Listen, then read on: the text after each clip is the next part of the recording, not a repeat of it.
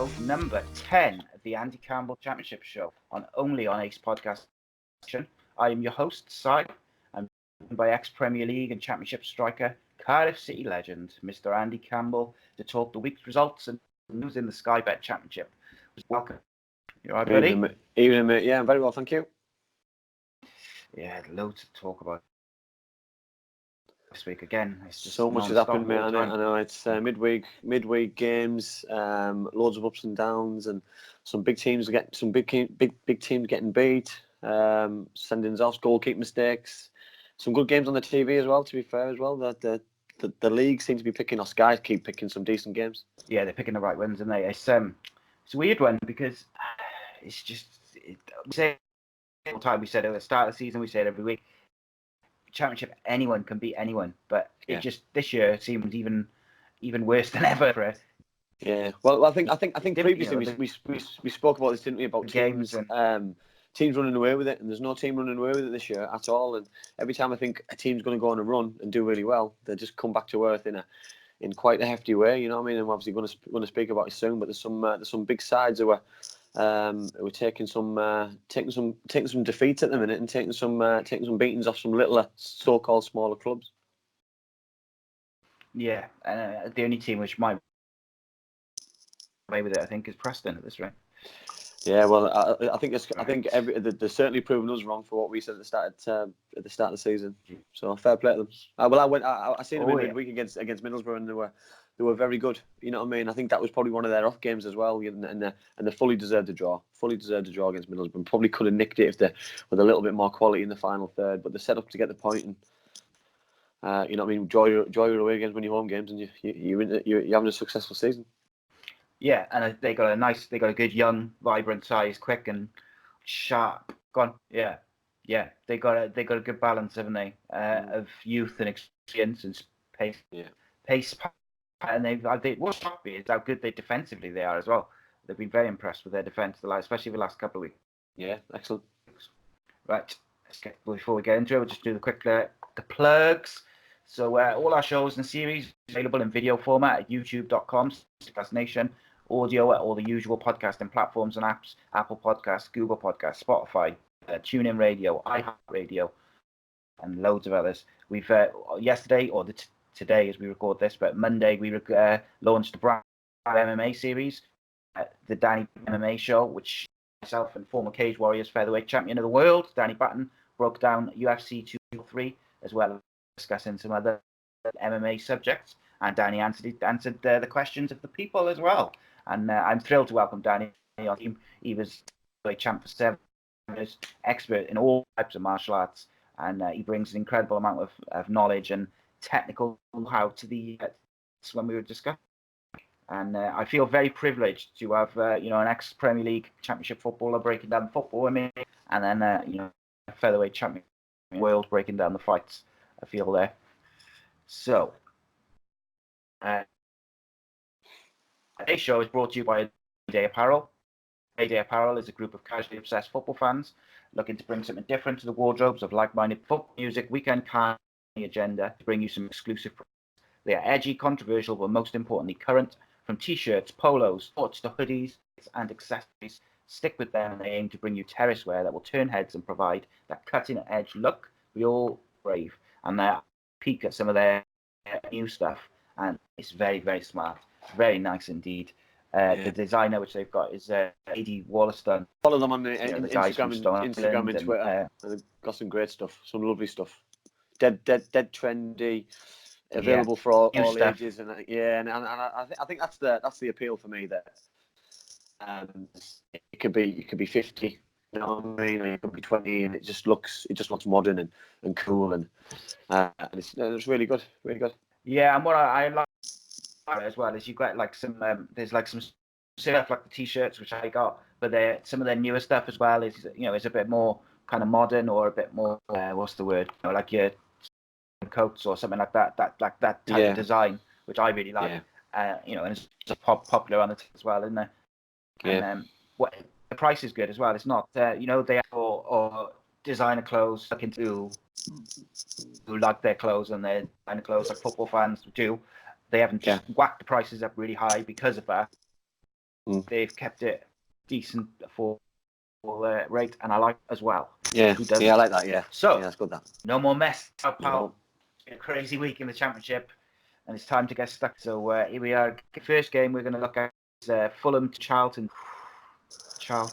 Unlucky. Yeah. Do you know what? Obviously, that was the Saturday morning, Saturday lunchtime kickoff, and to be fair, when I seen the teams, and every time you watch Fulham, you just think they're going to run away with games, and they're going to steamroll over teams. And Kearney's on fire, scoring goals. Mitrovic is he's just a regular goal scorer. You know what I mean? But they're always the leaking goals at the back for Fulham. Charlton started really well. Excellent first goal. It was a great ball in, superb knockdown, and Gallagher finished superbly well.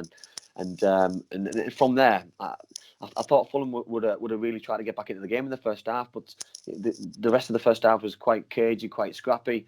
And obviously Charlton winning 1-0 ahead at half time, and then I thought they've got a chance here. They've got a chance. You know what I mean? There's going to be an onslaught because of the players that Fulham have. That it's impossible not to. But Cavallero's goal was just out of this world. You know what I mean? When you've got players like that to come into your side, you know what I mean? You can just change a game within a second, and you know what chances the so-called smaller sides got. You know what I mean? So then once he'd equalised, I thought Fulham were just going to go on and steamroll over them again and get the 3 points quite comfortably. But Charlton went back ahead with a very good header from Bourne.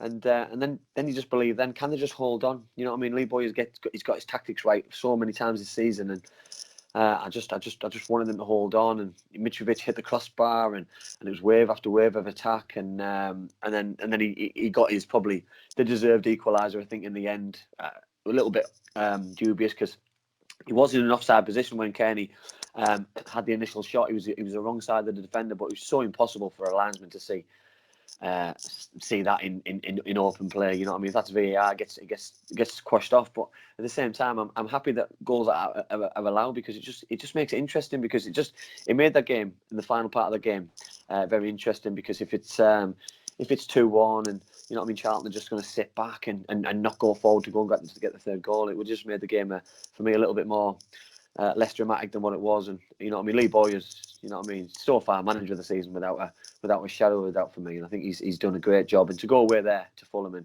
and be so close to get the points, you know, we should be very proud of his players. Yeah, they had some tough games. Last couple of games they played Leeds, they played Fulham. It's been a tough week for yet again. I think at the moment Bowyer seems like a shoe-in for manager of the year to me, but obviously there's a long way to go. Fulham point of view, I think where he should be. Last few weeks I thought he'd looked a bit off, maybe a bit lethargic, but I thought he was bang up for that Saturday, and it showed. You know, it makes such. I don't think it's about on his. We said it before, Stein. We said it before on their day when you've got their Mitrovic on fire. You know what I mean. You've got your Knockout, you've got your Cavallero, you've got your Tom Kearney. There's probably no better front four in the Championship, or the Championship's ever seen in my eyes, because you know what I mean. If those four are on their game week in, week out, it's going to take some beating. You know what I mean, because the Premier League class footballers, and they should be playing the trade at a higher level, but there's a reason why they're there, because Fulham want to progress and get better, and you know what I mean. And it makes our job talking about these games even better, because we want to be talking about all these kind of players and just a good mix of what they've got, because it just makes for an exciting season. We've got loads to come, and I think there's more to come from Fulham. You know what I mean? I think Charlton are doing really well, but I think there's still a lot to come from Fulham, because they haven't really gotten that run which I expect them to, and I believe it might just come around the corner. They haven't quite clicked in terms of on the bounce. They've looked, you know, exceptional, but their Fulham just haven't quite clicked into that run of games. Yeah. Well, I think we can probably say that about all the teams who've come.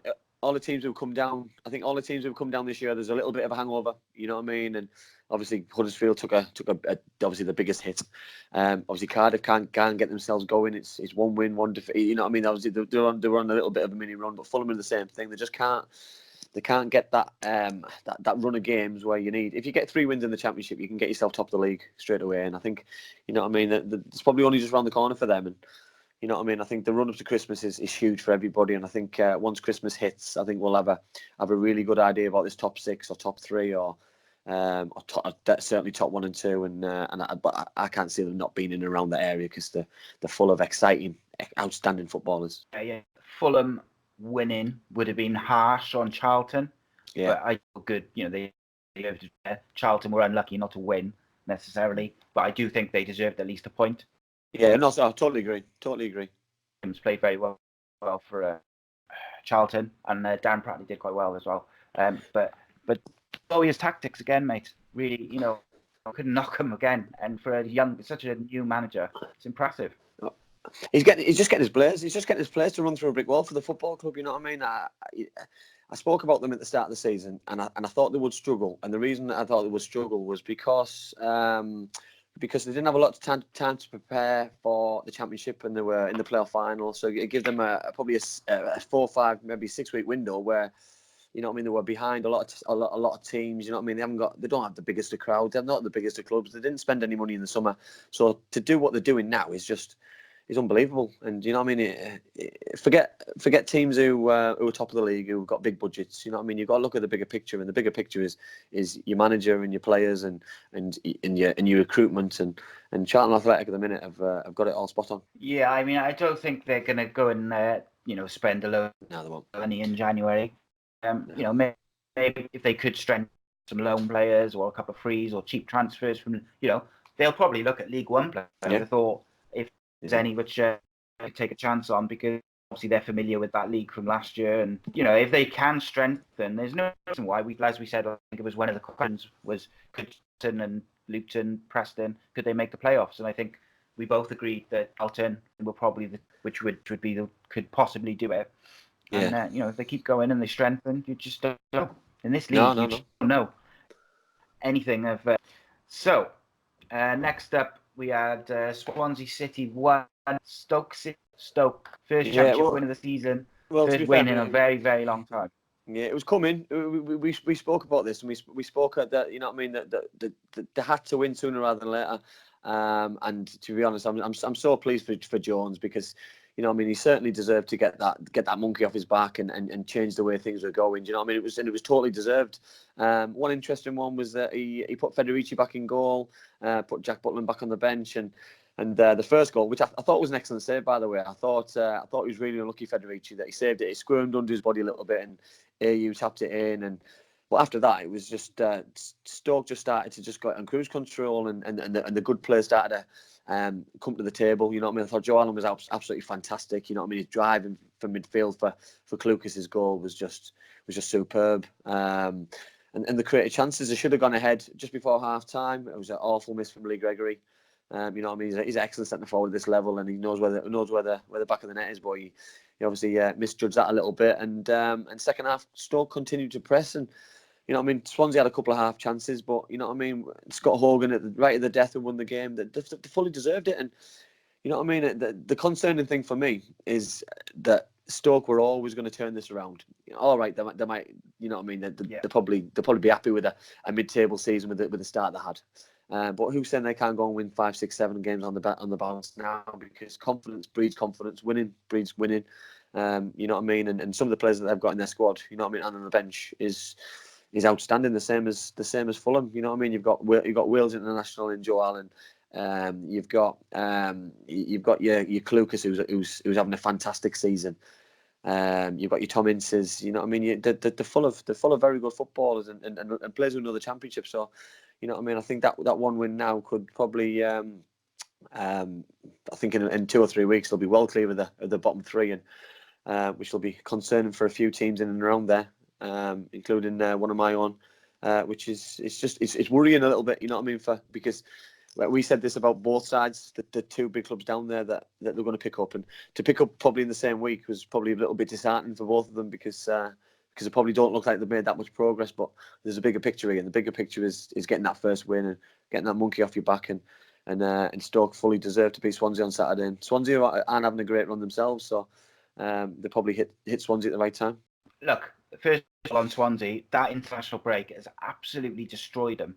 It's killed them, because ever since that lead, they just have not hit the same levels in terms of results, and their performances haven't been great since. And there's another international break. But now, yeah. Which, we're now in again, yeah. Which they probably want. Yeah. Yeah, well, you look at Stoke City. Stoke won't want an international break now. They've got that victory, and they want to go and hit the games again. And you know what I mean, it's frustrating because we've only just had one 2 weeks ago, and we have another one now, and it's just so disheartening for the Championship because every single team in the Championship has got international footballers within their group. So it's just stop starting. And I think maybe that is the problem which some teams have found, that you know what I mean, they're picking up a couple of injuries from international duty, or lads are tired, or they're not able to play because and I'll use it as an example. It was Puskas for Reading.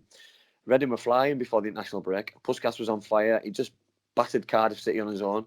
He goes to the international break. He comes back. He doesn't play because he's travelled all over the world, and then all of a sudden he loses a bit of form.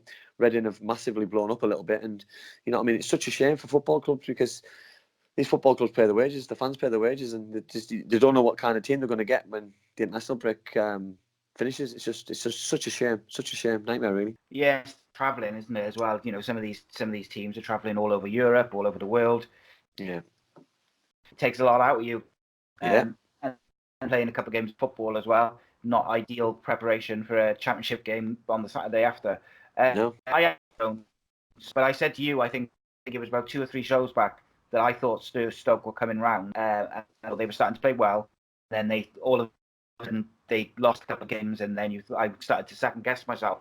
But what was interesting here is the last games, Stoke really, and then something's happened. They 1 week they had Joe Allen sent off, and then they conceded an equaliser quite quickly after. Yeah. But with the Swansea game, Swansea scored early, so it was a different scenario for Stoke that they faced over the last weeks, because the last few gone into the lead, and then they've kind of stuttered. Whereas this time round, they went behind, and Sam Lucas and in the middle were just super. Yeah, I think so, mate. They've got the right balance, them two, because they both like to go forward. You know what I mean? They're both not scared to stick the boot in. You know what I mean? They can spray balls about passing long and short. They get the fair share chances. You know what I mean? Lucas has scored more goals than Joe Allen, but Joe gets himself in the box for the goal. You know what I mean? You've got your 2 centre midfielders in the box. You know what I mean? It shows you your intentions. You know what I mean? You're playing away to Swansea City, and your two centre midfielders are driving in the box, and Joe did great to beat 3 or 4 and cut the ball back, and there's your centre midfield partner to smash the ball home. And it must just give the manager such pride that those kind of things that they're working on in training, that they start working, because you know what I mean, you just said it their side that they got things right in previous weeks, but they just couldn't sustain it for the full 90 minutes. And you know what I mean? They still didn't do it for the full 90 on Saturday, but they did it for longer periods again. Instead of doing it for 20, 30, 40 minutes, like they have done previous weeks, they started on Saturday to do it for 60, 65, 70. And you know what I mean? And Stoke could be a force to be reckoned with if they can do it for 70, 75 minutes. God, because and that's the concerning thing for me, because of the division, because we've more or less written them off a little bit, and you know what I mean, that's probably especially last week or the week before, you know what I mean. But you know what I mean, there's always a team which surprises you, and you know, it wouldn't surprise me if they went on a run, you know what I mean. But like we just said there, the international break could have really come at a wrong time, or for Stoke City after that first win. So we'll just have to wait and see what comes out in 2 weeks' time when we come back. Yeah, I mean, look at West Brom. We started a bit at the start of the season, top of the league now, and they've really started to hit form. Yeah, pretty quietly as well, by the way. You know, I know we're going to talk about them, but you know what I mean. You know what I mean. They were unbeaten until they got beat by Leeds in the week, and you know what I mean. They're a big club with a very big name manager, and West Brom always seem to get things right. You know what I mean. The recruitment's been very good, and but as they're going back to Stoke, you know what I mean, they've hopefully they turned a corner, because they're a big club, sleeping giant. You know what I mean, they've always been a big club ever since I was growing up, and they've always been a Premier League club with Tony Pulis. He had them very, very well stabilised, and obviously they took a hit over the last couple of the seasons, and hopefully good things can be around the corner for them. Yeah. What about Swansea? You know, something.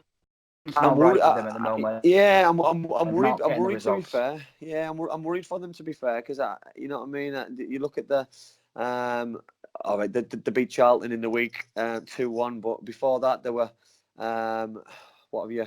You go back to the Nottingham Forest game at home when Forest beat them 1-0, so they lost there. They drew against Bristol City, they drew against Reading again. You know what I mean? They lose against Stoke, so they're on a little bit of a mini crisis. And in this league, of course, anyone can beat anyone on the given day, but you can't afford to drop points. And you know, when you look where they are in the league, that if they hadn't have had this run of form, then where would they be in the league? You know what I mean? They'd be, you know what I mean, the fourth in the league, 1 point off the leaders. You know what I mean? And they've had a bad run. They could have been top, same as Leeds. You know what I mean? A few teams could say this, but Swansea should be top of the league with the points that they dropped. Yeah. Oh God, yeah, they've dropped points to late winners. And in the preview show at the start of the season, we both said that Swansea had the talent and squad first to be any. They play great football. They seem to be back to playing the Swansea City way. We both queried they have enough squad to do that big grueling season and stay at the top, but also they're consistent.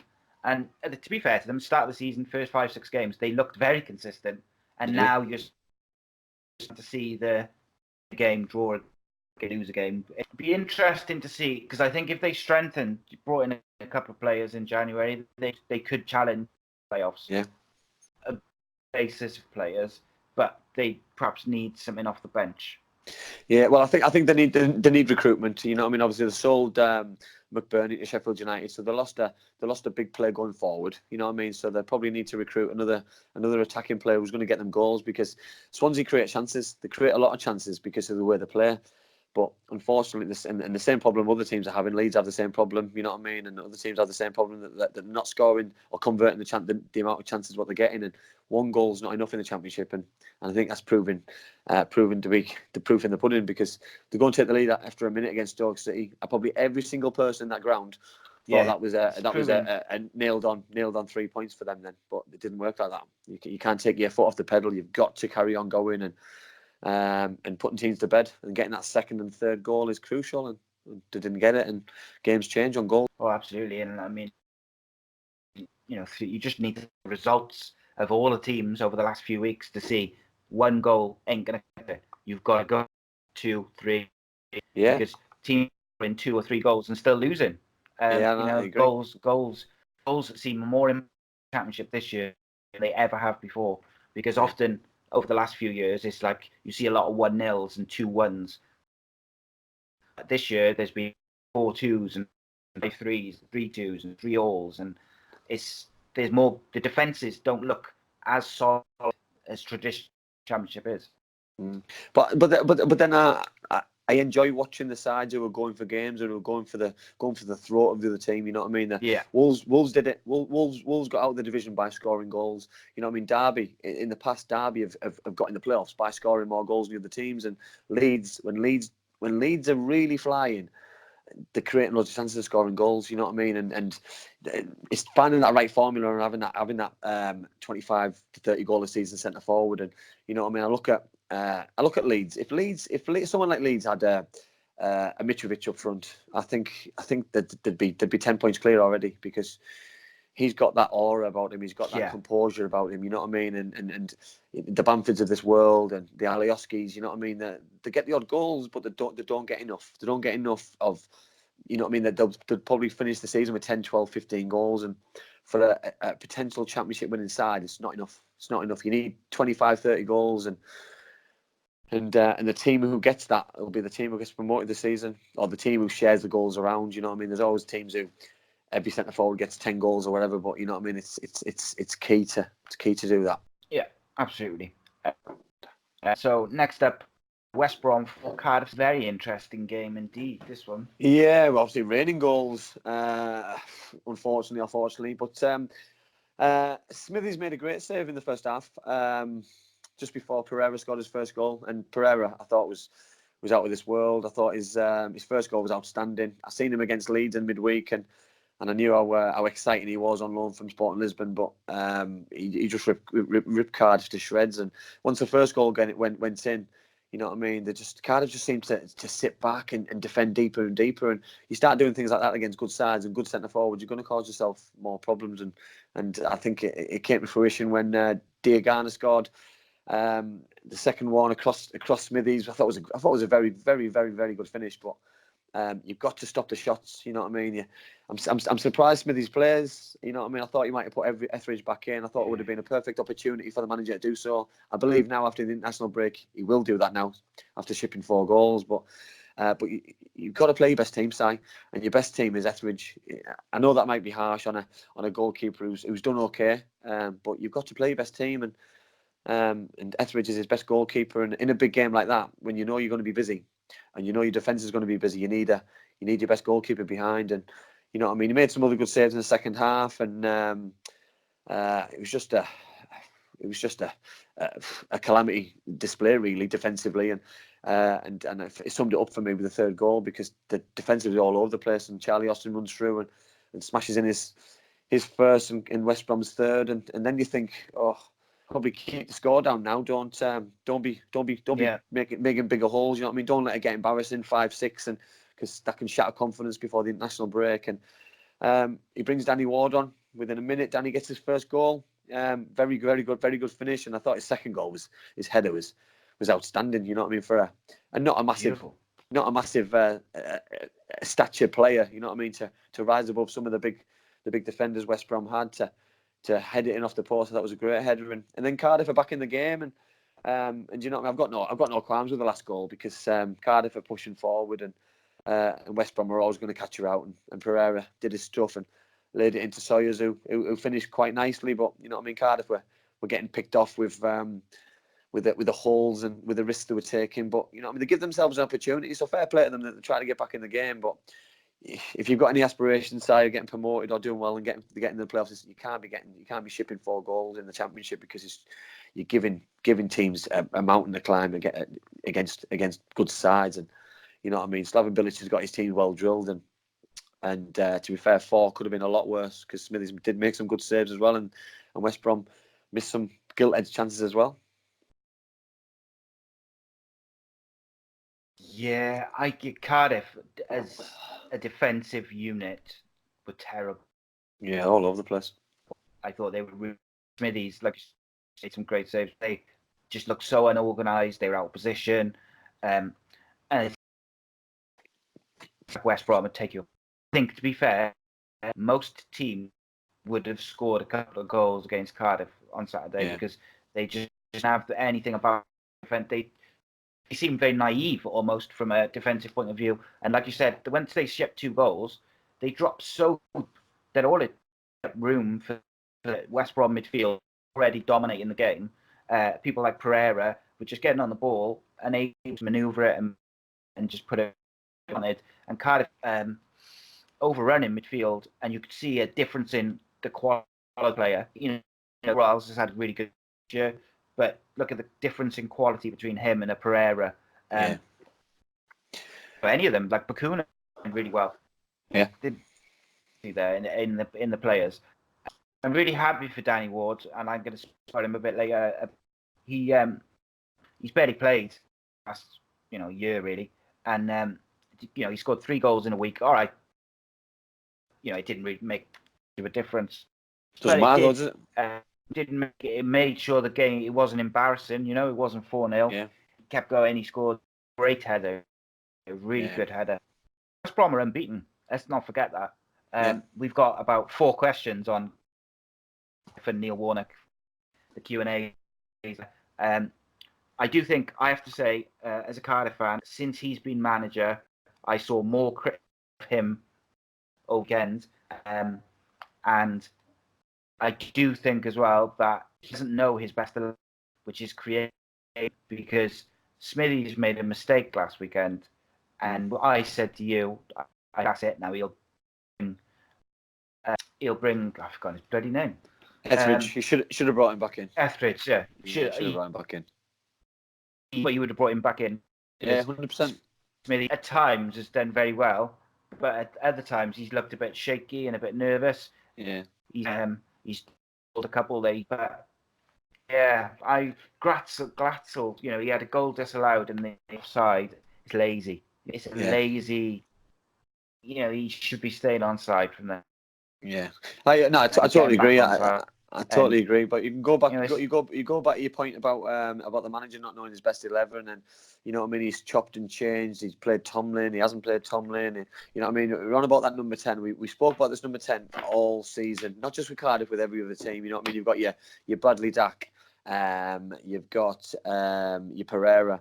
You know what I mean. You've got your Alioski. You've got all these teams who've got these kind of players who can unlock a door or can create chances. And you know what I mean, Cardiff are feeding off scraps a little bit. You know what I mean, the goals that they are scoring, you know what I mean, it's like they have to really try to create these chances where other teams are creating them off nothing. And you know what I mean, and it's quite concerning, you know what I mean, because other teams are scoring freely, Cardiff aren't. You know what I mean? And to be fair, but you say that, you go away from West Brom and you say we've scored 2 goals at West Brom, you'd like to think you come away with something. So it's, you know what I mean? But you can't afford to go there and ship 4 goals, because 4 goals is just, it's far too much. And for a Neil Warnock side to ship 4 goals is poor.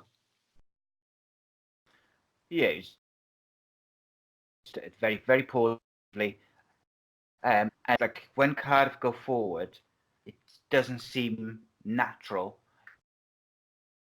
It does seem like the players that they've got in the 4 positions are just naturally playing game, moving the ball quickly, dribbling or passing or shooting. It could be a confidence thing where they're not in the zone and they're not, just not doing it without thinking. But I think that they also are lacking someone just in midfield who do something special.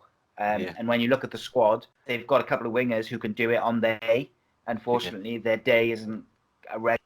They've got like 3 wingers who but a day doesn't come week in, week out. Because I think Warnock is then trying to guess. You're almost trying to guess we're going to have the good weekend. And I wonder whether that's part of the reason that he chops and changes, because the players aren't consistent enough. Yeah, well, it'll be interesting to see what next week. Yeah, well, obviously after the national break, because Danny Ward's, he's obviously deserves an opportunity. And will he play? Will he change his tactics, and will he put 2 up, play Glatzel and Ward together, and let them play as a pair and get some crosses in the box, or will he stick to his tried and tested formation? You know what I mean, which has worked for him in the past, but he's struggling this season. And you know what I mean, without that number 10, the formation, I think what he's got is not working, and I think that's my issue I've got at the minute. You know what I mean? Whereas if you take that number 10 out of it and you add Bakuna and Joe Rawls, your 2 wide men, you can stick your 2 lads up front, and you have your back 4.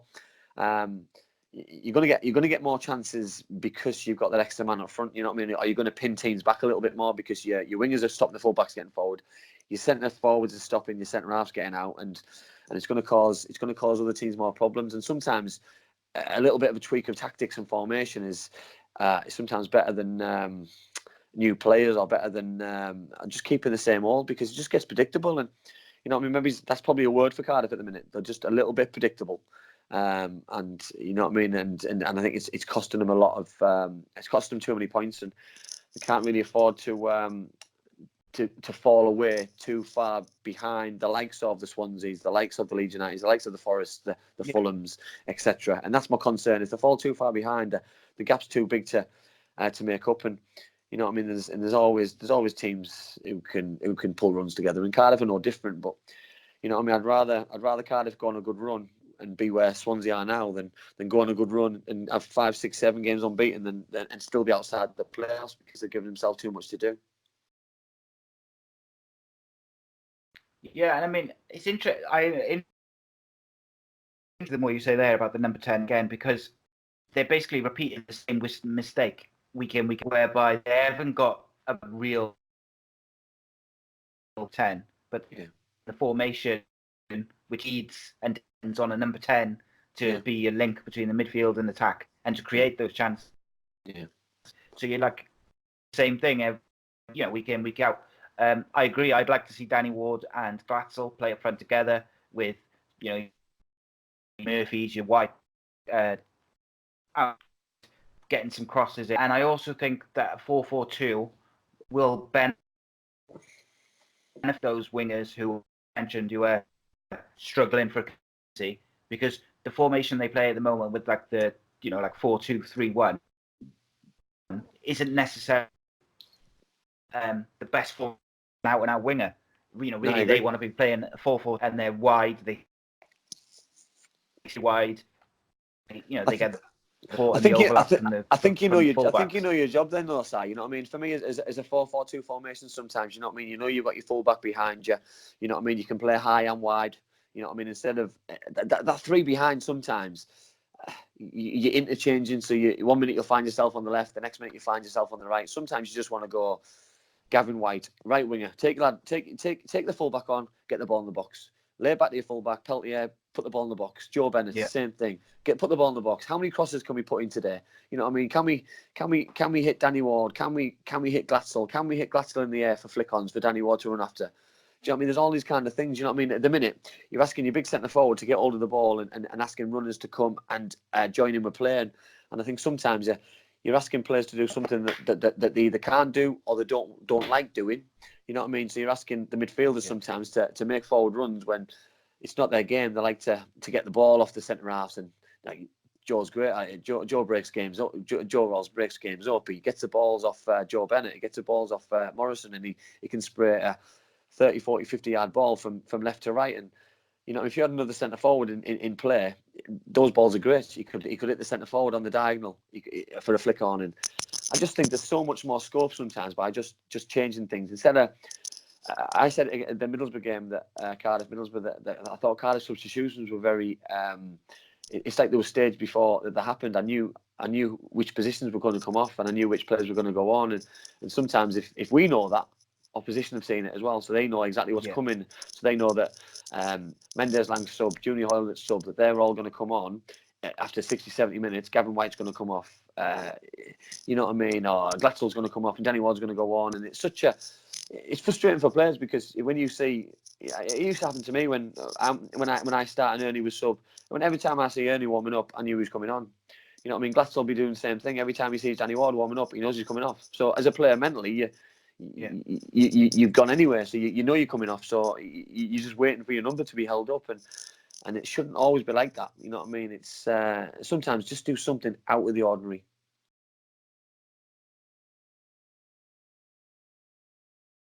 Yeah, they've become predictable, haven't they, Cardiff? Yeah, 100%. And it's not like Cardiff though. You know what I mean? Because you know what I mean.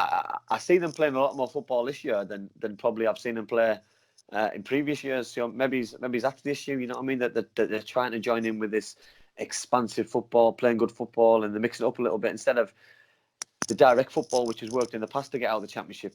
You know what I mean? And being hard to beat and keeping your shape and not really having a lot of the ball. You know what I mean? Is worked for them. So you know what I mean. If it's not broken, why fix it? Sometimes you don't need to reinvent the wheel. You just let things carry on.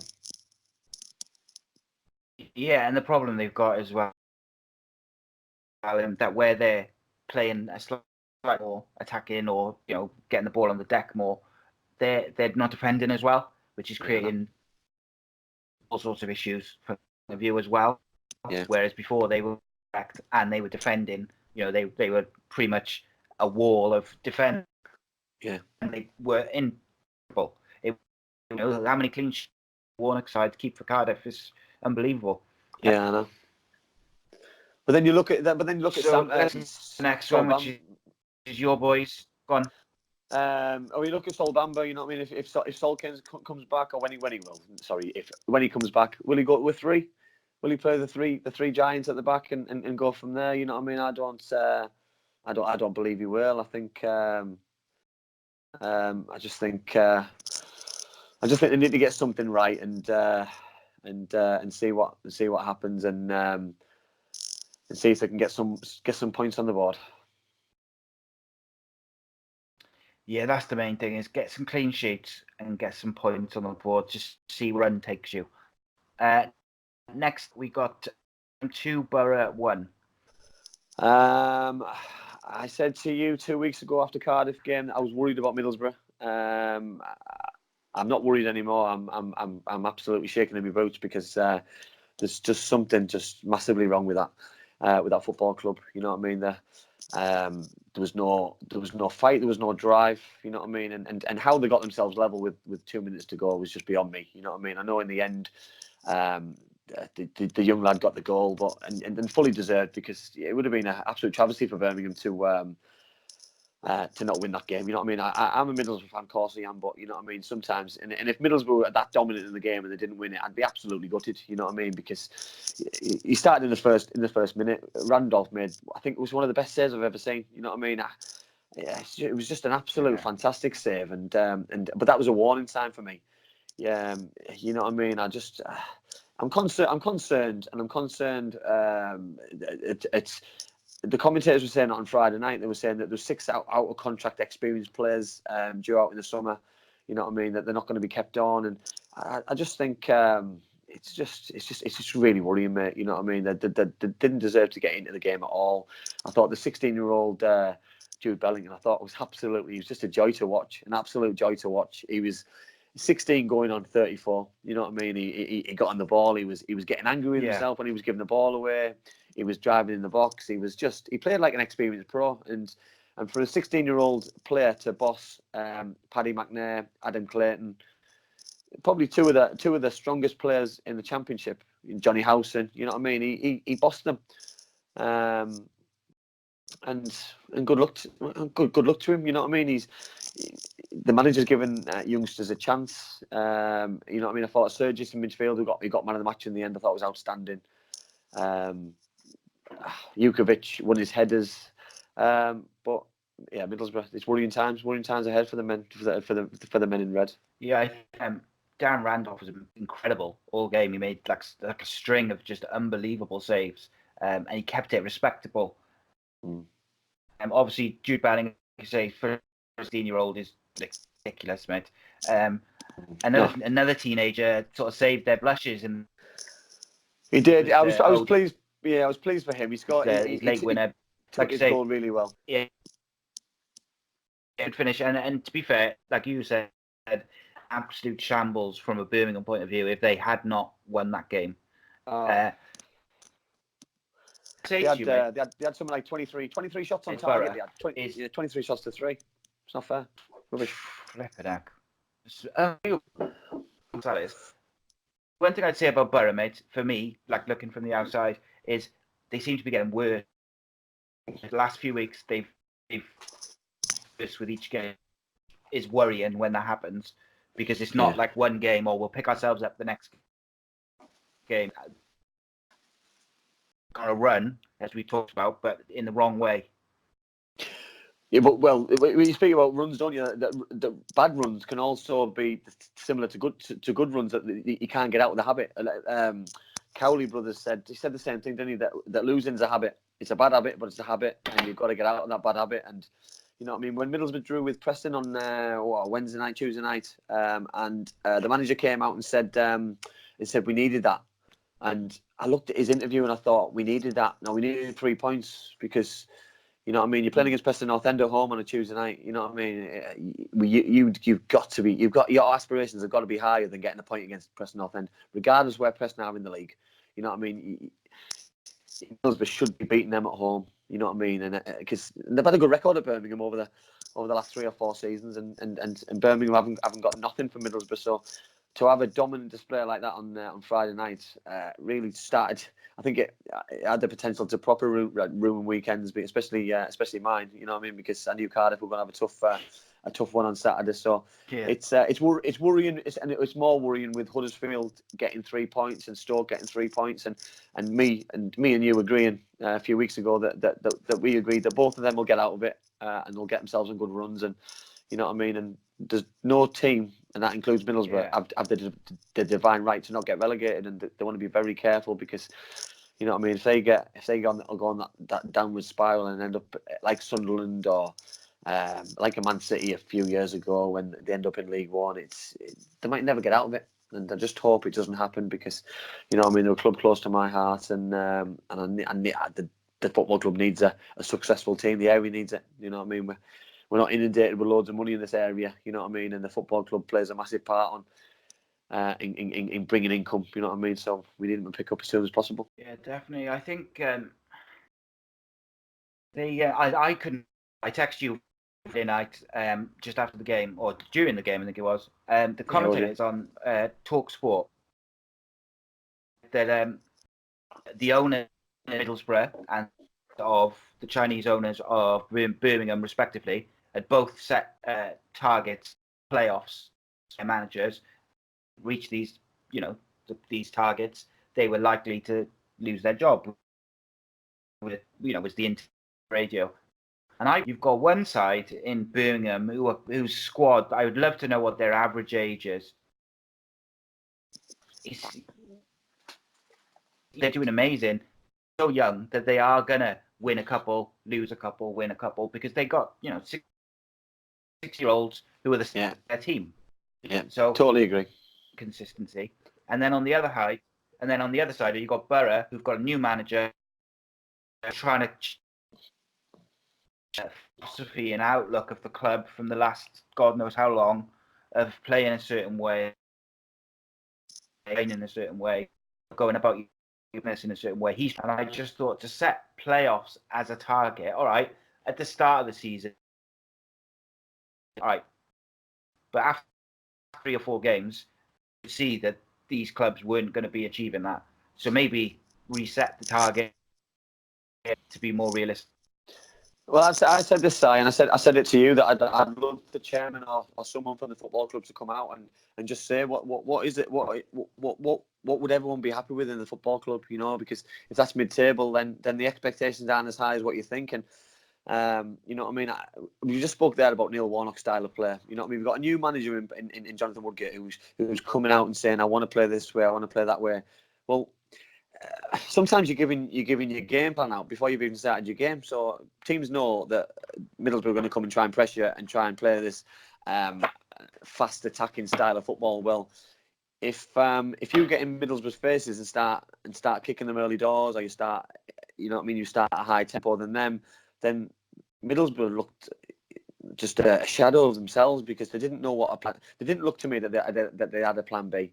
And that was my worry. You know what I mean? That when you've got a 16-year-old kid running the game in midfield and getting angry when he's giving the ball away, that just shows the potential of that young boy. You know what I mean? I hadn't seen a lot of him apart from his goal a few weeks ago, and seen a few highlights. But on Friday night, I was immensely impressed with what I was watching. And you know what I mean? By all accounts, his dad used to be a footballer and non-league footballer, centre forward, scored loads of goals, and I can see him being an absolute superstar. And I hope Birmingham can keep hold of him, and he can grow and play week in, week out for the next 2 seasons, or at least full season, and he can learn and develop the right way. And then the world's his oyster, because there's no way in the world a Liverpool, a Man United, a Man City aren't looking at this boy or haven't known about this boy for a very long time, because he's something special, very special.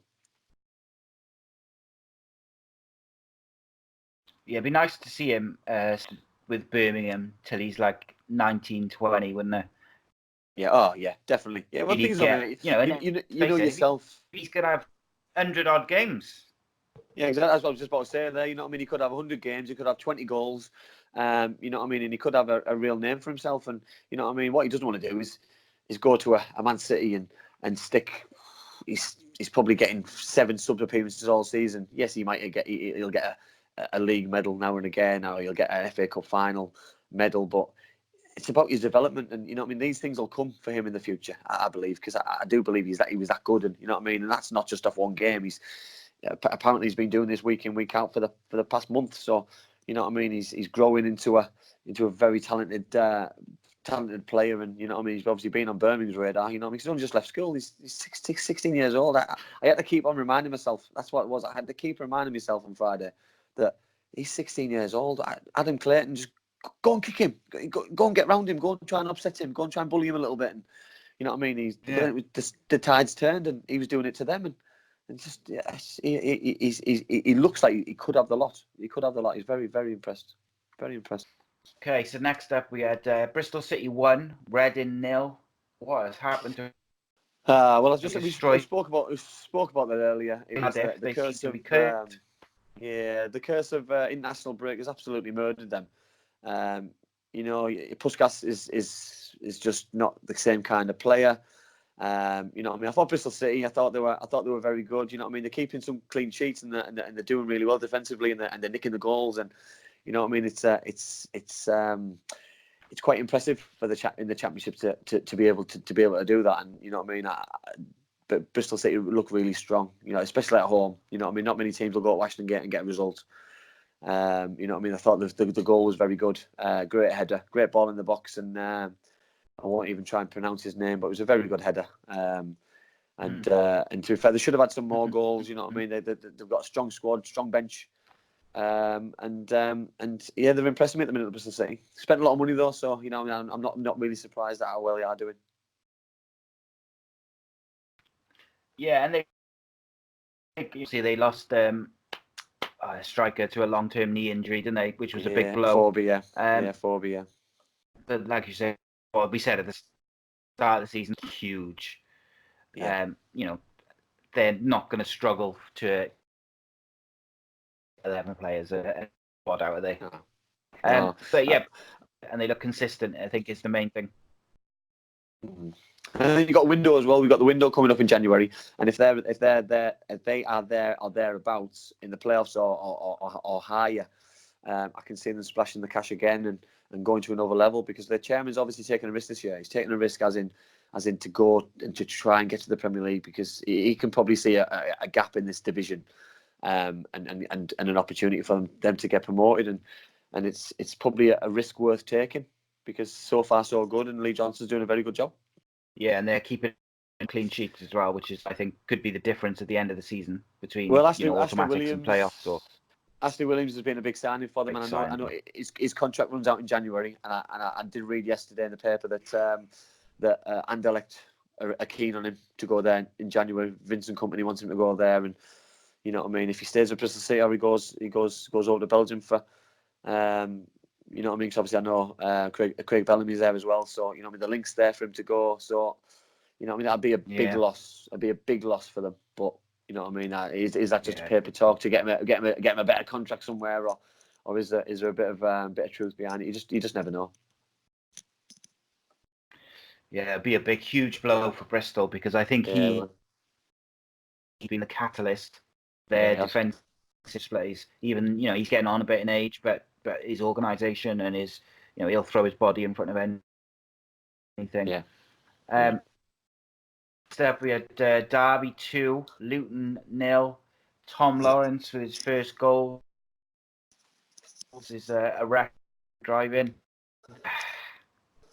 Yeah, well, I can't look past the first goal because you can't afford to give any team a start, and you know what I mean. It's just a lack of concentration. That's all it is. You know what I mean. It's early in the game, and sometimes you just put your foot through it. You don't try and do anything out of the ordinary, and you know what I mean. I feel more sorry for Pearson because Pearson's gone down as an own goal because obviously it was his pass, but it's such a shame for the lad because you know what I mean. It was obviously it wasn't a mistake by himself; it was a mistake by the goalkeeper. And I thought Derby were decent. You know what I mean. I think they picked up ever since the drama of the accident. You know what I mean. They won 3-2 last weekend. They drew 2-2 in midweek against Barnsley away from home, which they should have won. And then they go and keep a clean sheet and win 2-0 again, and Tom Lawrence gets his goal. And you know what I mean. Derby surprised me because I think, especially with what happened off the pitch, I thought things were all going to go really, really badly wrong for them, and they turned them around. And fair play to them because they are inundated with good players. You know what I mean. They've got good players. You know, they've got good centre forwards. They've got on the day. You know what I mean. That. You know what I mean? The leagues don't lie over the last 3 or 4 seasons, and they've been in the playoffs regular. And you know what I mean? They're on a decent run so far, and it'd be interesting to see if they can carry this on. Yeah, I think Derby, a good run. They've got the players. If they go on a good run, they could, they can make their way up the table. It does seem to have stuff off the pitch. Maybe I don't want to say inspired, but it's brought them. It's brought them together. They've brought them together. Yeah, a bit of a siege maybe because I thought this was their best performance of the season. I thought as a team, obviously the goalkeeper's an absolute howler for the first goal, and it's just a lack of focus. That's the sort of thing though that you active kids, teenagers. who are still learning. You know, a professional championship footballer should not be, you know, switching off like in that. No. I think. Next up, Huddersfield 3, Hull 0. Wow. Yeah, wow, indeed. Because Huddersfield in form as well. They've been playing some good stuff. You know what I mean? I'm pleased for the Cowley brothers. You know what I mean? I think that their remit to go in there is to try and turn that football club around. They've had a tough start. They've been saying all the right things about winning mentality, and you know what I mean. But to go and beat Hull City in a local derby 3-0 at home was a fantastic result.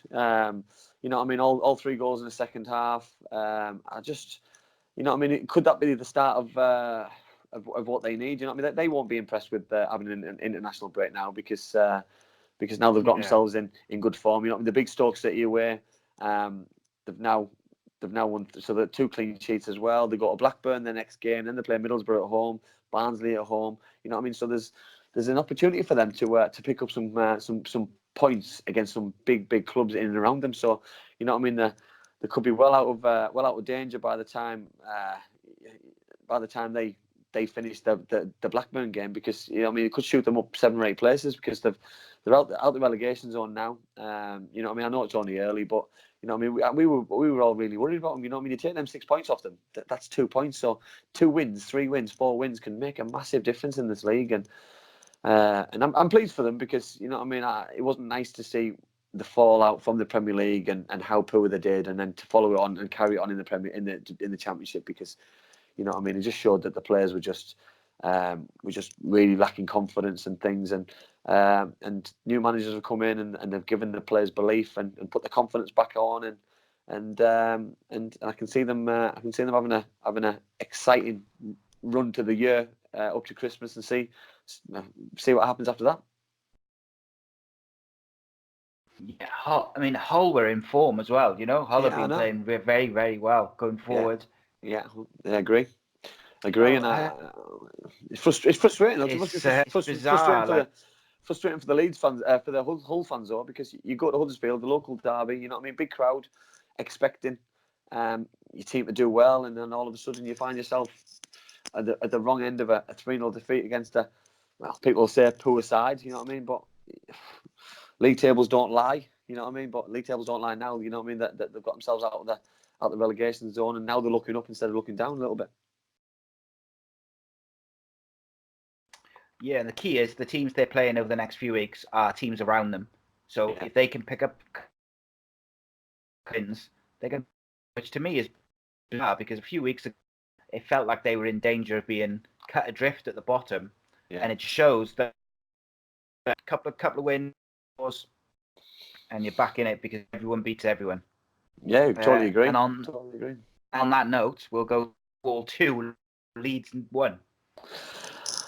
The turning point in this game for me was the penalty. Penalty, yes, 100%. I don't think it's a red card though. I don't think it's a red card at all, because if there was no other defender around, I'd say 100%. But the other defender was coming to close the ball down, and I just think the referee acted a little bit hastily. It's a big game, hostile atmosphere at the New Den. So you know what I mean. I think he made a bit of a rash call, and I don't think it was a red card. And to be fair, Millwall really inspired them. You know what I mean. Jed Wallace scored the penalty. Tom Bradshaw got the penalty. Scored himself a very good goal. But Millwall absolutely peppered the Leeds goal, and should have been 2, 3, 4 up back before the break. And then you're just thinking, Millwall will see this out comfortably, and Alioski scores within 35, 40 seconds of the restart, and then all of a sudden Leeds are back in the game. They're keeping the ball. They've got 72% of possession. They're creating chances after chance after chance. And you know what I mean? I see some things on social media, on Twitter, about Leeds' possession, and you know, it just really annoys me that people think that just because you keep the ball, you have a divine right to win the football match. And you know what I mean? It's about creating chances, scoring goals, putting the ball in the back of the net, and keeping the ball means absolutely nothing. And I think Leeds fans are a little bit deluded. They're keeping the ball really well, but they're not going anywhere, or they're not hurting teams as much as they should be. And to be fair, Millwall could have gone down the other end and got the 3rd goal. They probably should have done, put the game to bed. But for me, they deserved the win. against a very strong side. But I think that the red card changed the game, and you know what I mean. Leeds will be disappointed that it was a red card. I don't believe it was, but the ref made the decision, and you get on with it. And you know what I mean. They move on, and you know what I mean. They're still there. They're thereabouts. You know what I mean. The league, the league leaders is changing week in, week out at the minute, and they beat West Brom through the week 1-0 with a very good performance, put them top, and then all of a sudden they find themselves fifth. So it's that tight at the minute. But you know what I mean, they need goals, and you know what I mean. We've said this for a few weeks. They need a proper centre forward. They need a 30-goal centre forward in the window. It's the one thing, and the player they lack is that killer striker who can bag them those 20, 25. Yeah. I have a slightly different opinion of the. I did not think it was a penalty. Did you not? No, I thought he pushed him. I thought he pushed him in the back.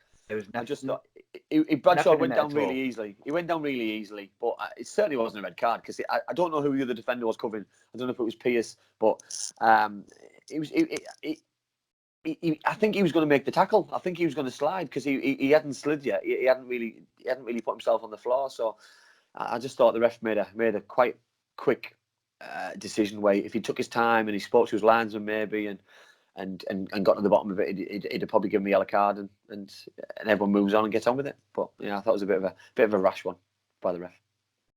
Yeah, I agree completely. Surprised to see Neil resign? Yes, but I think there must be more to it though, because he must have been given an ultimatum about winning games and going to lose his job. You know what I mean? It's hard, isn't it? It's hard at a football club. They're a selling football club. They're not a progressing football club, and you know what I mean. He loses his two best centre forwards in the summer. You know what I mean. Lee Gregory goes on a free to Stoke City, and it must be frustrating. You know what I mean, because you're working on a shoestring budget. You know what I mean. You're probably punching above your weight. You're overachieving, and sooner rather than later, they probably are going to slip through that trap door. And you know what I mean.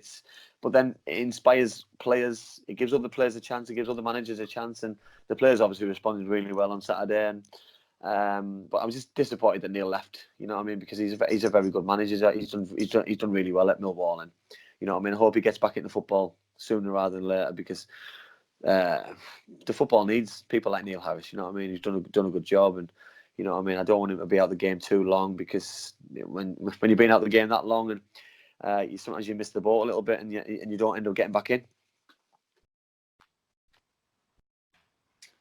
Yeah, I was very surprised to see him go. Because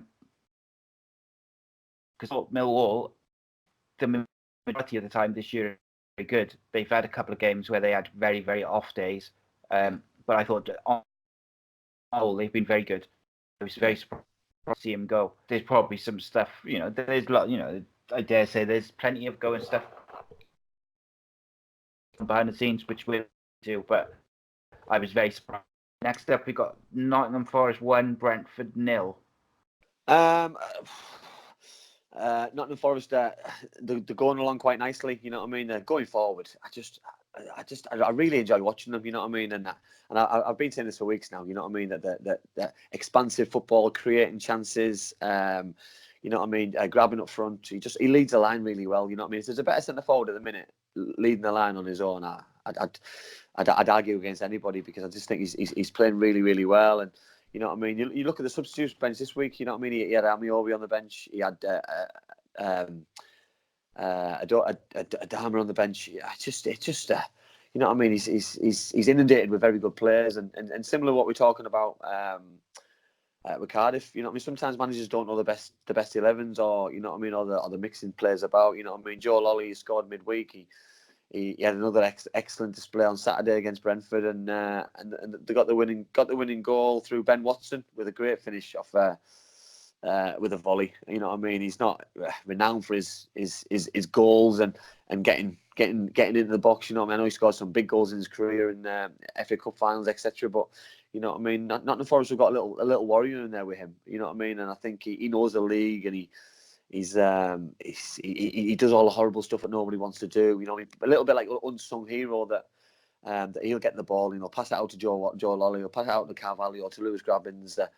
into the Amiobis, and he'll do all the dog work what nobody else wants to do, and Nottingham Forest are just getting the rewards at the minute with yet another victory and another 3 points against a good side. And I thought Brentford did okay at times. I thought they created a couple of chances. Ollie Watkins was unlucky not to score again, but they can't just rely on his goals. You know what I mean? If you take his goals out of Brentford this year, then you know what I mean, they don't score enough goals if you take him out of it. And you know what I mean, I think on Saturday when Nottingham Forest are focusing to stop that one player, you know what I mean, someone else has got to come to the table and help him out a little bit. Yeah. I thought Joe Lolly's delivery again for crosses and corners and free kicks, outstanding. His delivery this year has been just second to none. Yeah. I also thought Thiago Silva excellent for Nottingham Forest, and him and Carvalho are the ones who week in week out they just make everything not. Yeah. And they're dangerous. Like coming out of the last couple of weekends, I've looked at Forest and I've looked at Bristol, West Brom, and the three are really dangerous. And then you've got the likes of your Prestons and Leeds and people like that who are also well going forward. But those three teams for me have got the best sort of package defensively, midfield, everything. They're the three which stand out for me. Yeah, totally agree. I think it'll be interesting also talking about windows. You know what I mean? That how they look going to the transfer market in January. Are they waiting to see where they are?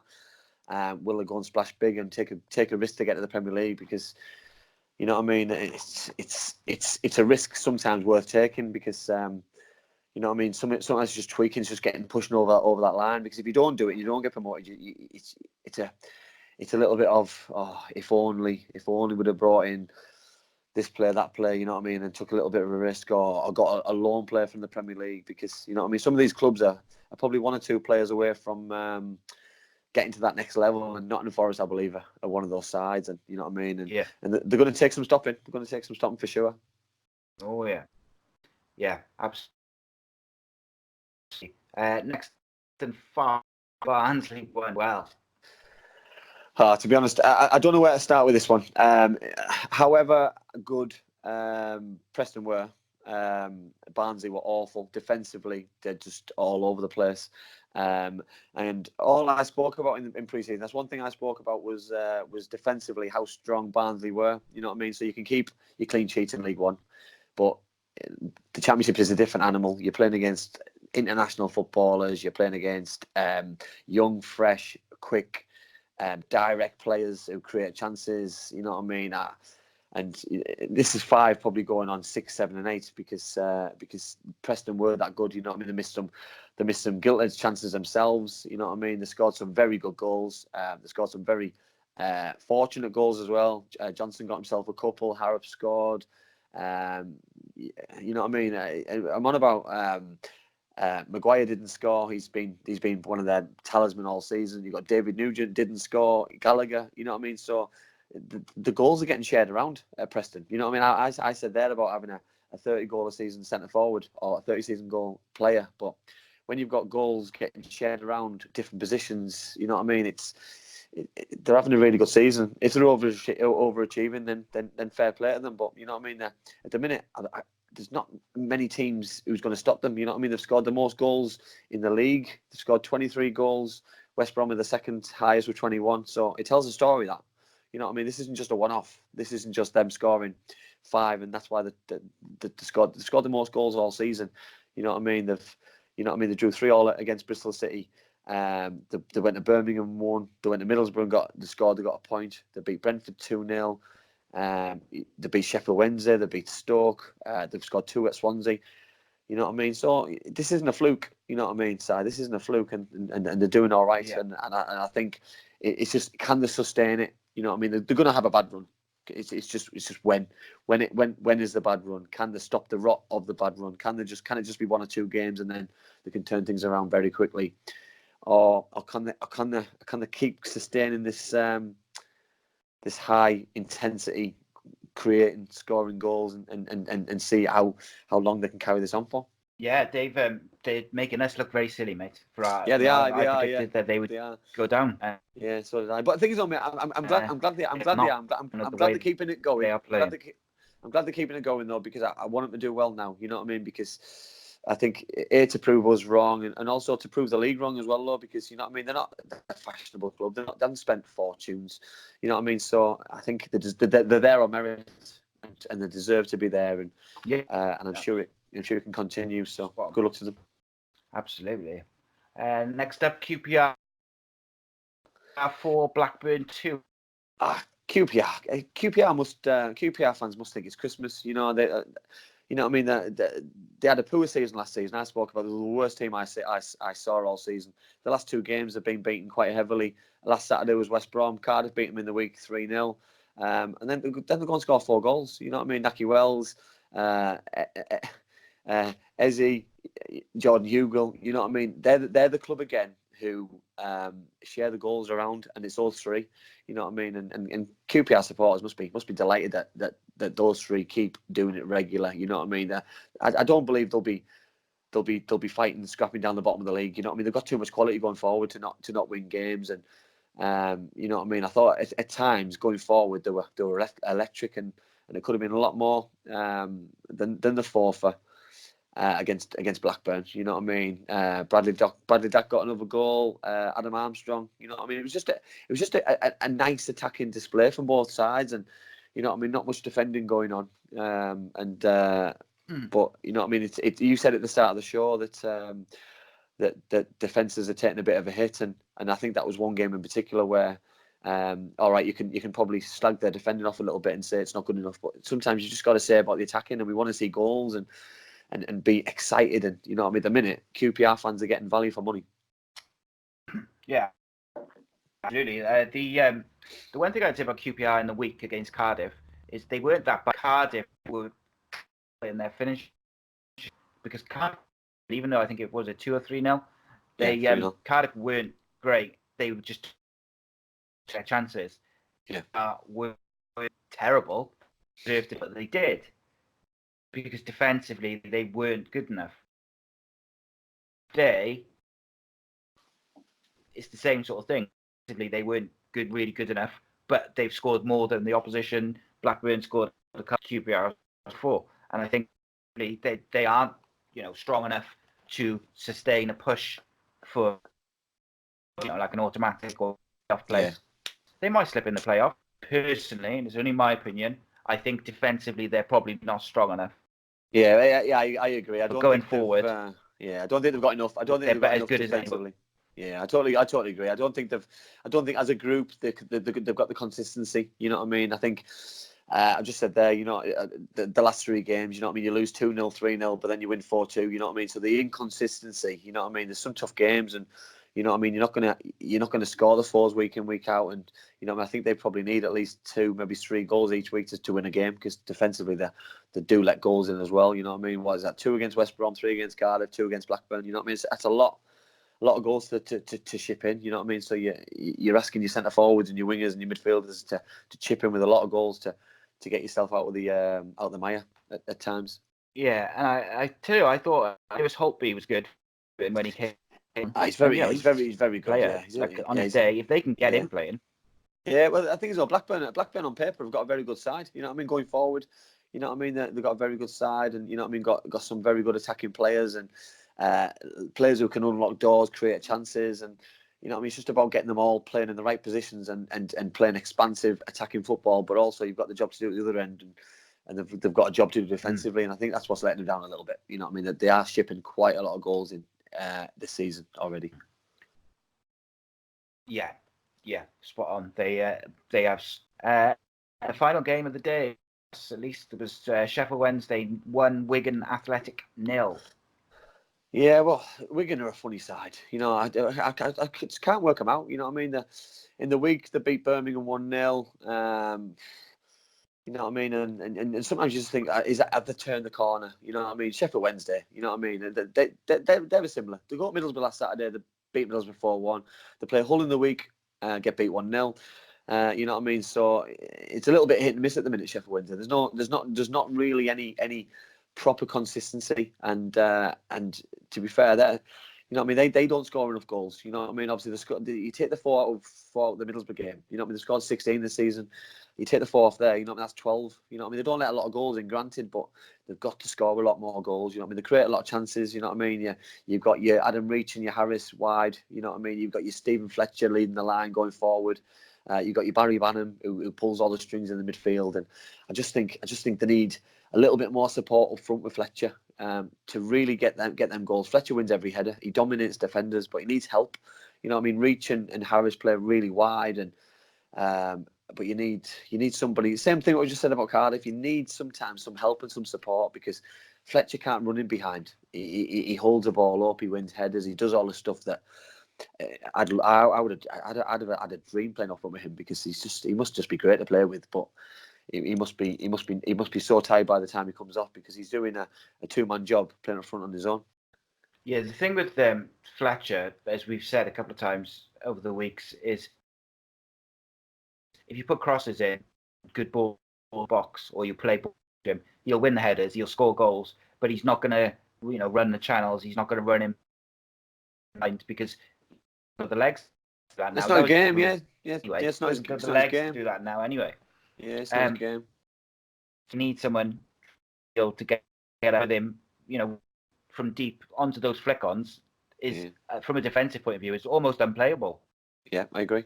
When you've got that midfield deep beyond the defender, so they need to, it's just that one player almost could unlock everything else. Yeah, totally agree. They've got two good. Yeah, but they've just got to get it. They've got to get it right, and they've got to get it soon, because you know what I mean. There's too many clubs really who are looking for that player. You know, everyone seems to be struggling for that one player. Yeah, that's it. And there so many big clubs, good clubs, so many great teams. There's so many teams in form who maybe weren't expected to be in form beforehand. Yeah, and it's you've got to make decisions in January, these clubs, because those decisions could be the difference between going up and down. Yeah. Okay, let's finish off with a couple of regular features. We got our 2 for 2, where myself and Andy pick 2 big performance moments or players, and 2 nightmares for the weekend. So, who have you got for your ups, mate? I've gone for Mateus Pereira for West Bromwich Albion. I thought he was absolutely outstanding. I thought everything went through him. He scored a great goal to start the scoring, and obviously then he got an assist for Sawyer's goal at the end. So he's got one of my first ups. Okay, cool. I've gone for Dan Preston, North End. Nice. I thought he was excellent, and he's been a real catalyst for Preston's excellent run as well. Yeah. Well now, and he's been a bit. Who you got for your second one, mate? My second one, I've gone for Tom Bradshaw from Millwall for his first half performance, especially. I thought he tormented Leeds in the first half. He won the penalty, and then he scored a very good goal. He nipped in front of the defender and the deftest of flicks. And you know what I mean, Leeds are really strong in defence, and obviously kept West Brom quiet in midweek. So to torment the back four of Leeds was a bit of credit for him. So he's got my second up. My second up, I was torn between a few. I was impressed with Lee again, but I went for Danny Ward simply because the lad's barely played. Good shout. And he scored in a week card. If he's coming off, he's not played a lot of football. He hasn't really been given a great deal of chances at Cardiff over the last 12 months, injuries as well.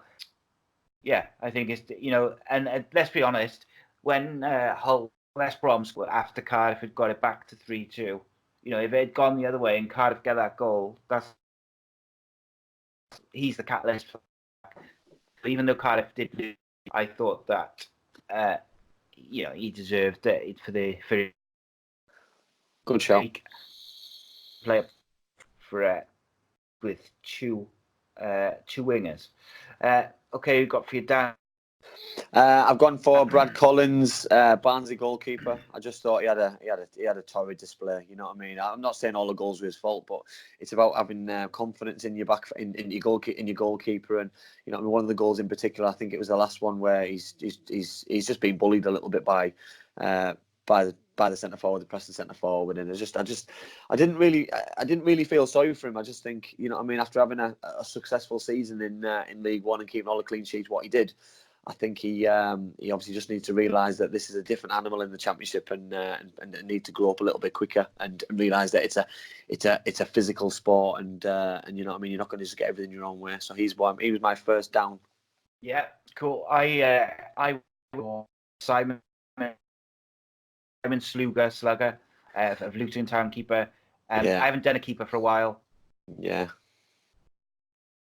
For with the other goal as well, and it's cost his team points. You know, versus the Derby team who've been struggling. Yeah, not good enough. Not good enough. Absolutely, mate. Yeah, not good enough. We've you know, at the start of the season we slaughtered the. Yeah, we were very critical on goalkeepers, so you know what I mean, and then they picked up, and then they're starting to make some mistakes again now. So you know what I mean, it's a lot more goals are happening, so goalkeepers probably are making a few more mistakes than they should be doing. Oh, yeah. My second one, I've gone for Britta Sombolonga. I've gone for Britta Sombolonga, and the reason why I've gone for Britta Sombolonga for two reasons. I thought his performance, he had a lack of touches in the game for a centre forward, and for a £10.5 million centre forward, it's just not good enough. You know what I mean? If you're not getting the ball, you go looking for the ball, and you've got to make something happen. You know what I mean? He's a massive player for that football club, and his performance just wasn't good enough. And the second part of it was Middlesbrough just got back in the game by a good play by himself, and then all of a sudden from Birmingham's right hand side, he's left 1-on-1, and he's got to stop the cross. You know what I mean? You're taught at every age. You know what I mean? Kids upwards, you've got to stop crosses, and I spoke about it last week. You know what I mean? That some teams defensively are getting ruined because they're not stopping crosses, and you know, he's an experienced footballer. You know what I mean? And you can slag the defenders off for not picking up in the box, but if you stop the initial cross, the goal won't happen. And you know what I mean? For me, that cost Middlesbrough after getting back in the game, and all the hard work and the blood, sweat and tears, what they did on Friday night. They might not have been good enough, but you've got to prevent things happening. You've got to help each other out. And for me, he had a shocker, I'll be honest. Yeah, it's difficult to not agree. And so for my second one, initially I had a transfer policy, but decided that wasn't, that wasn't for the week. So I've gone. I actually went with PR and Black for the it was 4-2, and I thought both their defenses were pretty terrible. Yeah, they were, to be fair. Yeah, which made for really exciting football, but just from an organisational point of view and positionally and just generally, basics of tending, I thought they were. I gave it to those 8 lads or whatever it was. Okay, and we'll finish off with some questions.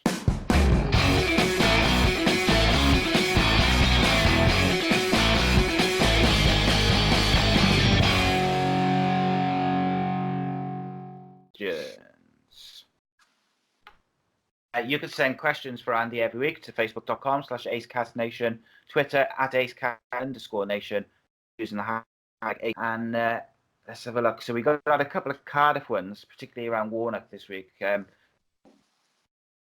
When sent in these two, question is, they need to get rid of Neil Warnock before it's too late.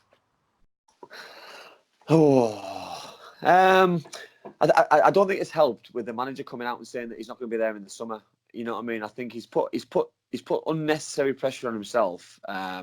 Sometimes you just keep things in house and you keep things quiet. And we've said this. We spoke about this earlier on the season, and I just think he's just put unnecessary pressure on himself. And unless he's got somebody in the wings waiting to take over, I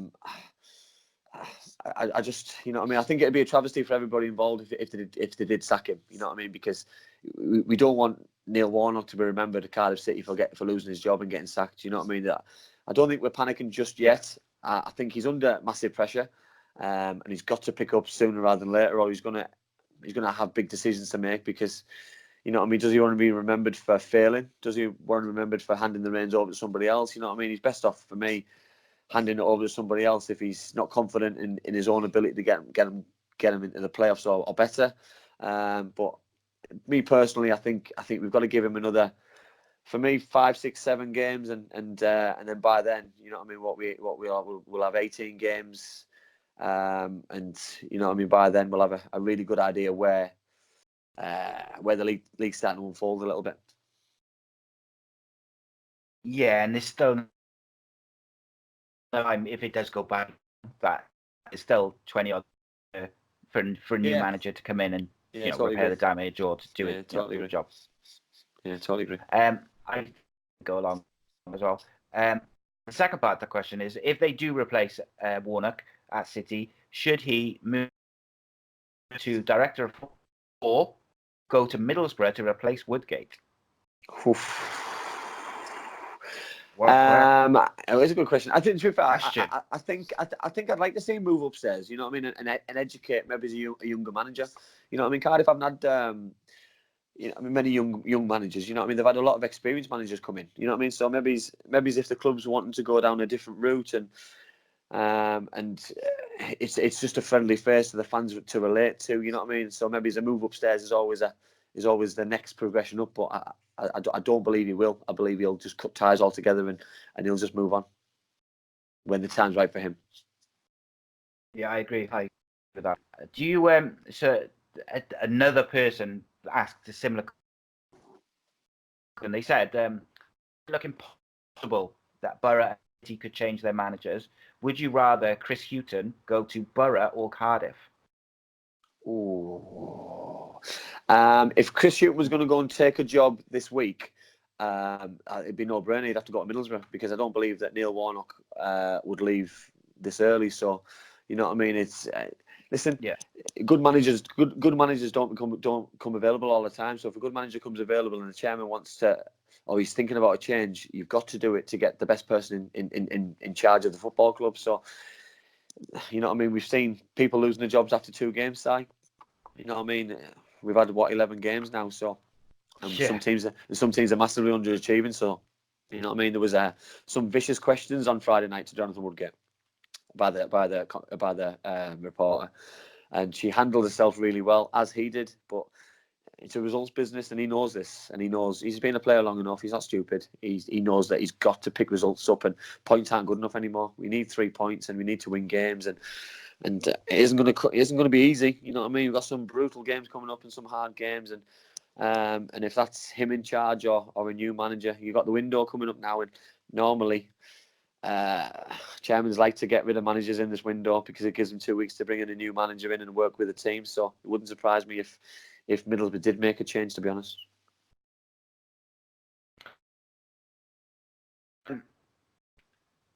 Last question was Preston are making YouTube plonkers. Pretty silly, aren't they? Is that a question of a statement? That's a statement. I'll agree. Yeah, do you know what? I'll agree. I'll agree with that, though, because do you know what they have? They've made us look ridiculously silly. But at the same time, I've just said there. I said earlier, I hope they continue it, because they deserve the recognition, and we've been fair on here. You know what I mean? We said this before a ball had been kicked, but every single week we've given them praise. We've rewarded their top players with our ups. You know what I mean? And there's not many games where we've been negative on any of their performances, displays, or tactics. You know what I mean? So they're getting things massively right, and I hope for their sake it continues, because they've been the shining light of them at the Championship on a consistent basis. So they deserve to be where they are. Yeah, spot on. One of the most consistent teams at the moment. Just before I finish, I nearly forgot this. Can you believe I nearly forgot the fake lingo bingo?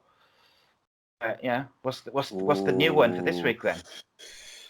Well, we'll go a little bit Geordie. We'll go a little bit Geordie as well, like, so, you know what I mean. So, because obviously I still talk to quite a lot of people who Sunderland way, Newcastle way. So we'll go YI man. We'll go proper Geordie. So we'll go YI man. YI man. Proper Geordie. That. So we'll go a little bit of Geordie lingo today. So we'll mix it up a little bit. Yes, what you got to do? Mix it up. Yeah. So, guys, Andy on Twitter at Andy Campbell 32. He's always arguing with Leeds fans, so you'll know it was him. It's me at ace_nation, facebook.com/ACEcastNation, youtube.com/ACEpodcastNation for the videos, and all videos are visual places. You can send your questions into, as usual places. Send them in. He'll always answer them. And they were a bit normal. Last week we had some weird ones, which was normally I was quite happy with these normal week, normal questions. Yeah, normal ones. Yeah, Andy will answer anything, so it's fine. Just stitch him up. Just ask him anything. Yeah, go for it. We're still we're still a young channel. We only started 6 months, 7 months, not a year old yet. So drop a like on the video, share the videos, get involved, comments, let what you like. Well, hopefully competitions coming up to Christmas, end of the season, and thanks for watching. Thanks for me, Andy, as always. Yeah, top man. Pleased, I loved it again. Really enjoying it. Yeah, it's a good laugh, mate. I really enjoy it. Then next week I can be a little bit better. Don't think it'll be a problem anyway in the final recording. But cheers, guys. See you next week.